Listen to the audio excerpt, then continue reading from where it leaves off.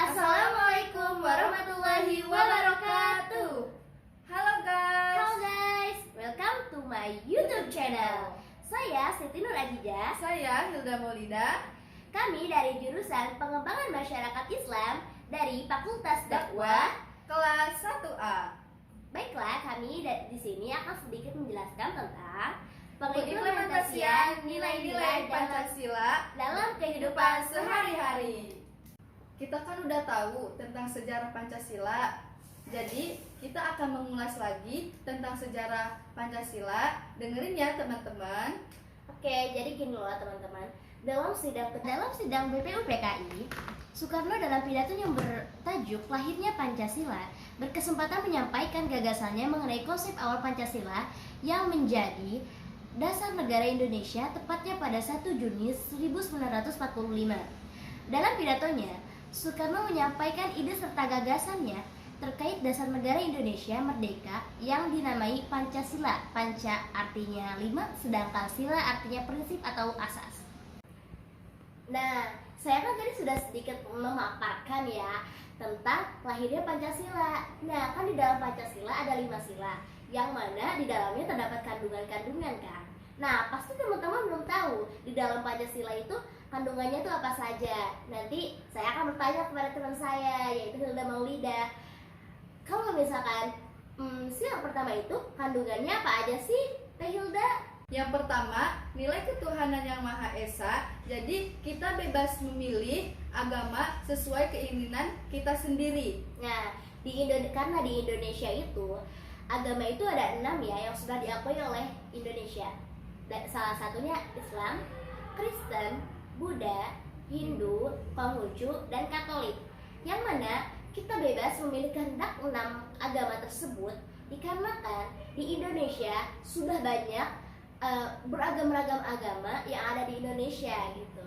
Jadi di Indonesia kan kita tuh berpatokan dengan Pancasila ya. Jadi karena kita berpatokan dengan Pancasila yang mana ketuhanan yang Maha Esa, itu kita bebas memilih kehendak keagamaan kita tuh kepada siapa gitu.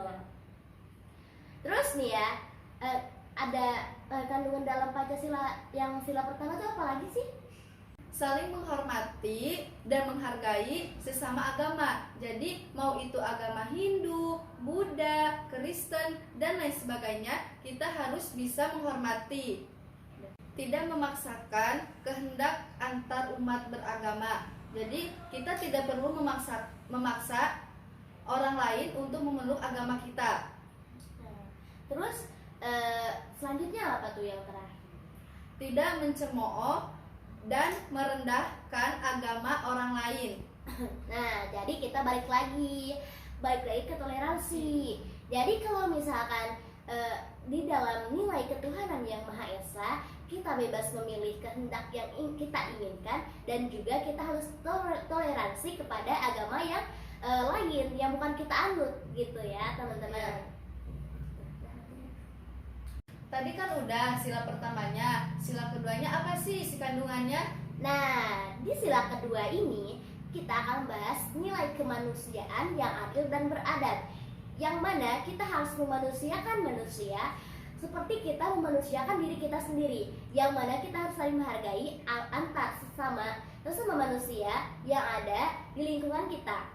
Nah, terus juga kita seluruh rakyat Indonesia memiliki haknya di depan mata hukum, agama, masyarakat, dan juga lainnya. Jadi, rakyat Indonesia memiliki haknya untuk keinginan apapun itu, seperti hukum, agama, dan juga lainnya. Seperti tadi, agama, dia kan memiliki haknya untuk menganut agama lain gitu loh. Terus juga ada saling menghargai pendapat. Jadi ketika ada teman kita yang membutuhkan pendapat gitu, kita harus memberikan dia pendapat, terus pendapat itu harus diterima gitu. Kalau nggak mau diterima ya diomongnya dengan baik-baik gitu. Jadi intinya kita tuh harus memanusiakan manusia, menghargai manusia begitu. Terus juga ada nilai Pancasila yang ketiga, itu juga ada nilai persatuan Indonesia, yang mana persatuan Persatuan Indonesia ini kita harus menggunakan bahasa Persatuan Indonesia, yang mana itu bahasa Persatuan Indonesia itu apa sih Hilda? Bahasa apa? Persatuan Bahasa Indonesia. Ya, betul, bahasa Indonesia. Terus juga kita harus memperjuangkan dan mengharumkan nama Indonesia. Kan kita kan sebagai rakyat Indonesia nih, ya otomatis kita harus mengharumkan bangsa kita sendiri. Ya. Kita jangan menginjak-injak bangsa kita sendiri dong. Masa kita tinggal di Indonesia tapi kita memperjelek Indonesia? Ya kita harus memperjuangkan, mengharumkan nama Indonesia. Nah, juga kita juga harus cinta terhadap tanah air, hubbuwaton minal iman, ya kan? Kita harus cinta tanah air karena ya kita kan lahir di tanah air kita gitu. Masa kita harus mencintai negeri orang lain, ya kan? Iya. Nah, terus juga mengutamakan kesatuan dan persatuan. Ya, jadi kita tuh di sini harus hidup rukun, aman, tentram. Jadi kita harus tidak boleh ada kriminalitas ataupun apapun itu di Indonesia. Ya walaupun kebanyakan memang masih ada, tetapi kita di sini kan menjelaskan tentang kandungan-kandungan yang ada dalam Pancasila. Nah, itu dia kandungan dalam Pancasila yang sila ketiga. Nah, terus kan ada nilai Pancasila yang keempat nih. Nanti dijelasin lagi ya sama saudara saya, Hilda. Nilai Pancasila yang keempat, kerakyatan yang dipimpin oleh hikmat kebijaksanaan dalam permusyawaratan perwakilan. Jadi, pemimpin bangsa Indonesia harus bijaksana. Jadi, seorang pemimpin itu harus adil, di mana misalnya ketika kalian saudaranya si pemimpin itu tuh, jadi si pemimpin itu harus menghukumnya dengan adil. Jangan mentang-mentang kalian misalnya saudaranya nih, si pemimpin itu tidak menghukum saudara itu gitu tuh. Jadi seorang pemimpin itu harus adil, mau itu saudara, mau itu orang lain, harus diserentakkan. Keputusan bersama pengambilannya harus melalui musyawarah. Jadi kita tuh tidak bisa memutuskan diri kita sendiri, tapi kita tuh harus musyawarah dulu kepada rakyat Indonesia ini. Tidak memaksakan kehendak. Yang mana ketika kita ada suatu kumpulan, kita tuh harus memiliki goals atau keputusan, tetapi keputusan ini tuh bukan dari diri kita sendiri, tetapi keputusannya itu diambil dari musyawarah atau bersama gitu teman-teman. Terus juga yang kelima, nilai keadilan sosial bagi seluruh rakyat Indonesia, yang mana di dalamnya harus menerapkan perilaku adil dalam bidang ekonomi, sosial, dan politik. Nah, jadi kita tuh di sini tuh harus adil, tidak pernah memandang suku, agama, terus keluarga, jabatan atau apapun itu. Kita tuh harus adil gitu, harus harus toleran, harus pokoknya kita harus adil dalam memilih suatu keputusan gitu. Ya, jadi walau dari hal ekonomi, sosial, politik apapun itu kita harus adil. Nah, terus juga harus menghormati hak dan juga kewajiban setiap orang. Nah, setiap orang memiliki kewajibannya masing-masing. Seperti kita, kewajiban rakyat Indonesia yaitu kita harus memerdekakan diri kita sendiri, dan juga kita juga harus melanjutkan nilai-nilai yang ada dalam Pancasila ini gitu. Nah, jadi kan tadi udah ngejelasin tentang isi kandungan yang ada di dalam Pancasila. Nah, terus kan tadi kan kita judul awalnya kan implementasi ya. Iya kan? Pengimplementasian, otomatis ada implementasinya kan. Nah, aku juga pengen tahu, teman-teman juga pasti pengen tahu kan, implementasi atau cara pengimplementasian nilai-nilai Pancasila dalam kehidupan sehari-hari itu apa aja sih? Aku pengen tahu nih, gimana sih? Jadi cara mengimplementasikan sila yang pertama di dalam kehidupan sehari-hari, bersyukur kepada Tuhan. Jadi mau apapun keadaan kita harus bersyukur kepada Tuhan kita sendiri. Laksanakan ibadah sesuai agama masing-masing. Nah, jadi kan kita punya agama sendiri, jadi kita harus mematuhi peraturan di agama tersebut. Ya, seperti ini kan, kalau misalkan agama Islam nih, kita kan ibadah ya. banyak ibadah yang kita lakuin gitu, seperti sholat, zakat, puasa gitu, pergi haji, ya kan gitu. Itu tuh kita harus laksanain gitu sesuai ibadah yang kita lakuin itu yang di dalam agama kita. Nah kan kalau Kristen dia beribadah ke tempatnya, terus Buddha Hindu juga sama beribadah kepada tempatnya gitu. Terus yang selanjutnya apa itu? Menghormati agama lain. Jadi kita beda-beda agama itu harus saling menghormati. Tidak memaksakan suatu agama kepada orang lain. Jadi kita tuh tidak memaksakan orang lain itu masuk ke agama kita gitu. Nah, jadi kan udah dijelaskan tentang mengimplementasikan sila yang pertama. Sekarang yang kedua yang dijelaskan oleh Teh Ajijah. Nah, jadi kalau misalkan sila yang kedua itu yang mana cara mengimplementasikan itu kita tuh harus saling membantu satu sama lain. Nih, seperti ketika teman kita kesusahan, kita harus menolongnya.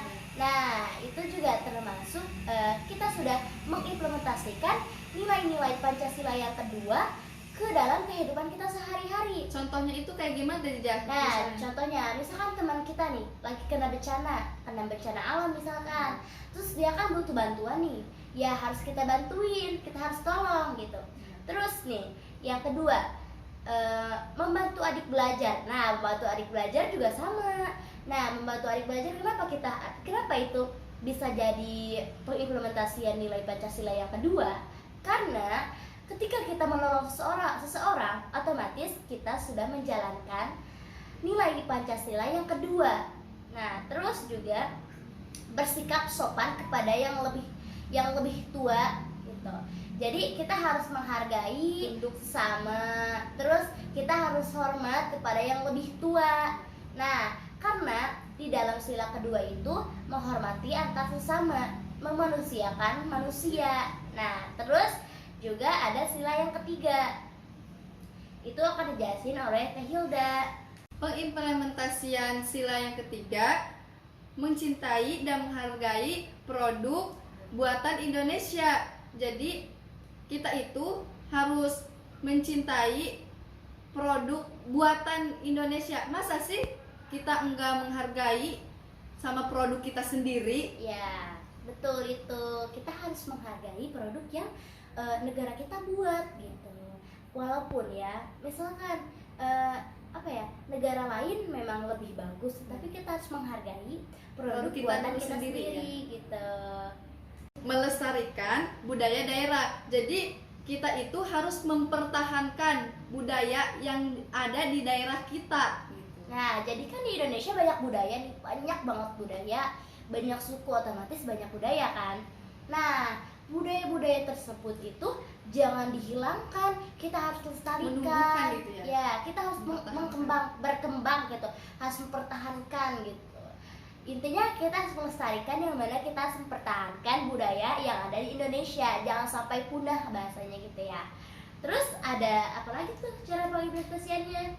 Berteman, tidak membedakan suku agama, maupun itu suku Dayak, suku Sulawesi. Jadi kita harus bareng-bareng gitu ya ya. bahasanya. Ya, jadi kita gak boleh membedakan ya. Kalau misalkan kita satu kampus, kalau enggak satu sekolah sama yang beda agama, mentang-mentang kita beda agama kita menjauhi mereka gitu, yang lain agama kita. Jangan membuli lah ya, gitu ya. Ya, kita harus toleransi ya. Jadikan perbedaan itu suatu hal yang menarik gitu. Ya, teman-teman. Oke? Cara mengimplementasikannya sila yang keempat itu gimana Teh Jija? Nah, kalau misalkan sila yang keempat itu di sini kan ada bermusyawarah ya. Ya otomatis kita ketika ada hal-hal yang menyambut dengan suatu kumpulan orang, nah kita yang mana kita harus menyampaikan pendapat. Nah, kalau kita misalkan memiliki pendapat, ya kita harus keluarkan pendapat kita karena kita memiliki hak untuk berpendapat. Nah, terus juga berdiskusi. Nah, hak kita juga untuk berdiskusi. Nah, begitu juga. Terus juga selanjutnya menerima musyawarah dengan mufakat atau dengan ikhlas gitu ya. Jadi ketika kita bermusyawarah, Terus mendapatkan keputusan kita harus menerima dengan ikhlas, dengan lapang dada gitu ya. Jadi kita tuh tidak apa ya, kayak ada dongkol di hati gitu, kayak Munek gitu ya. iya kayak munek gitu. Jadi kita harus kayak walaupun mungkin berat di hati, tapi kita harus menerima dengan lapang dada gitu. Terus juga ada saling menghargai pendapat. Misalkan nih, kita kan sering nih kalau misalkan di kelas ya, yang namanya di kelas pasti ada berdiskusi, yang mana ujung-ujungnya Pro pasti kontra gitu. iya berdebat, pro dan kontra. Nah, kita harus menghargai pendapat orang lain walaupun tidak sepemikiran dengan kita. Iya. Nah, walaupun tidak sepemikiran dengan kita, jangan ujung-ujungnya kita kayak, nah apaan, nggak sesuai dengan pikiran saya. Tidak seperti itu ya. Kita harus menghargai pendapat orang lain gitu. Terus sila yang kelima gimana?